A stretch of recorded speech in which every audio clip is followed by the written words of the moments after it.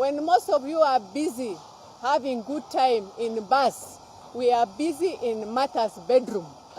You have heard statements that the pastoralist communities have no numbers. And on that one, I want to say this.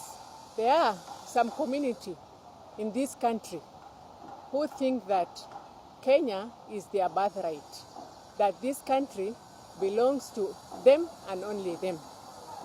Today, I have a message for them that Kenya has moved on from 1963 to 2019, that other communities have gone to school. Other communities have had their strategies. And therefore, the notion that this country, the power, the economy, everything belongs to them is nothing but a myth.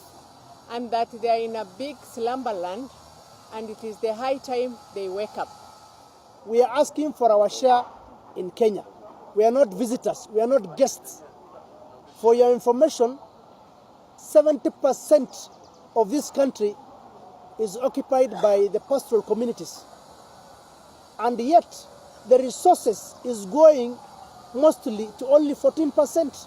We are aware that certain communities have started targeting the pastoral communities and doubting their existence. As has been said, you don't doubt our numbers because in every family we are 8. The person making noise the other day who says he's also another honorable has in his household has only 2. In my household I have 6 and counting, and yet you want to compare your numbers and my numbers. And this is to Honorable Moses Kuria. He has 2, I have 6. He has 9, he has 10.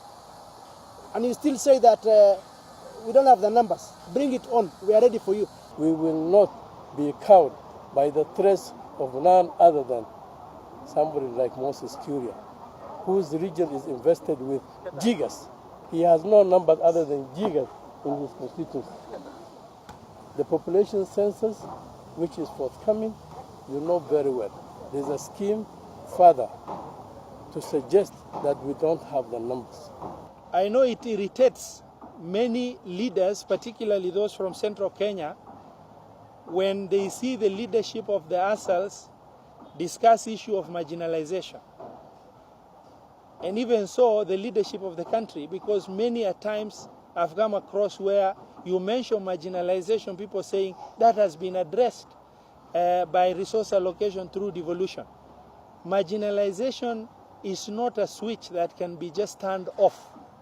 It is a state of underdevelopment accruing over 50 years of neglect by successive governments in Kenya. It can only be addressed through deliberate, sustained resource allocation for purposes of making sure inequalities of the past are properly addressed in a planned manner.